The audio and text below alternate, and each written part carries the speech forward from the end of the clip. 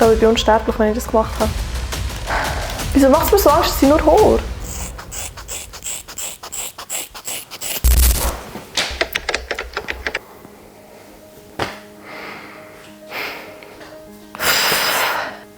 Ich bin so Herzrasen im Fall. Wo ist die Schere? Okay. Aha, also wie? Ich glaube, ich bin unsterblich, wenn ich das gemacht habe. Wieso macht es mir so Angst, dass ich nur Horror? Ich habe so Bock auf das.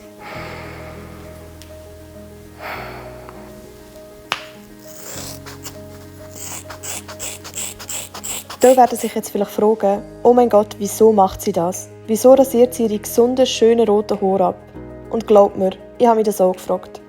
Es steht seit Jahren auf meiner Bucketlist, mir meine Haare mal komplett abzurasieren. Aber was mich davon abgehalten hat, ist die Angst. Und die war in den letzten Jahren ein grosser Bestandteil von meinem Leben. Vor 2 Jahren habe ich angefangen, eine Angststörung zu entwickeln. Ich hatte täglich mit Symptomen wie Übelkeit, Schwindel, Derealisation und sogar Panikattacken zu kämpfen. Mein ganzes Leben hat sich nur noch darum gedreht, wenn der Teufelskreis endlich vorbei ist. Vor einem Jahr habe ich diese Therapie angefangen und seit dem Sommer ist meine Angststörung keine Störung mehr, sondern nur noch Angst. Angst ist ein normales Gefühl. Wir tragen es alle in uns innen und es schützt uns vor Gefahren. Ohne Angst wären wir nicht überlebensfähig. Aber manchmal spürt uns unser Hirn einen Streich. Es macht uns weiss, wir sind in Gefahr, obwohl wir in Wahrheit absolut in Sicherheit sind. Quasi eine Fehlfunktion vom Hirn. Und in der Therapie habe ich gelernt, mein Hirn umzuprogrammieren und Stück für Stück ist mein Leben wieder lebenswert geworden. In dieser Selbstfindung habe ich aber auch gemerkt, wie oft uns die Angst im Alltag zurückhält, Sachen zu machen, die wir eigentlich gerne machen würden.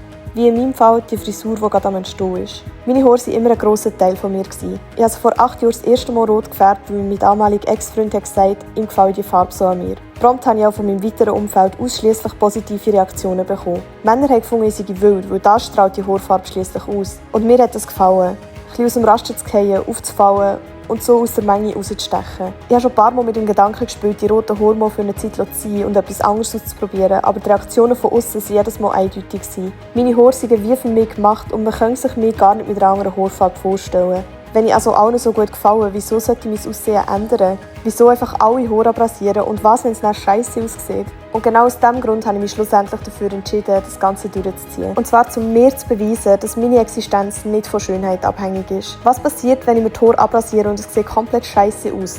Was, wenn es ewig geht, bis es rauswächst und richtig kacke aussieht? Ja, was passiert denn?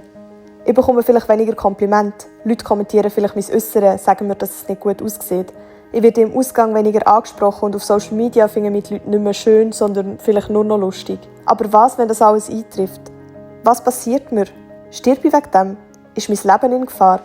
Geht es mir wirklich schlechter, wenn ich nicht schön bin? Oder ist das auch nur eine von diesen Ängsten, die uns die Gesellschaft anerzogen hat, um das Klischee zu erfüllen? Das gilt es herauszufinden. Ich habe mich entschieden, mit meinen Ängsten zu stellen und das war der erste, aber der schwerste Schritt. Wenn ich es schaffe, alle meine Haare zu gehen und einen Neuanfang zu machen, dann schaffe ich es auch, meine Ängste zu gehen. Und zwar wirklich zu gehen. Ich freue mich, wenn auch du ein Teil von meiner weiteren Reise bist. Und egal, ob du meine Frisur schön oder nicht schön findest, um das geht es gar nicht, sondern es geht um viel mehr.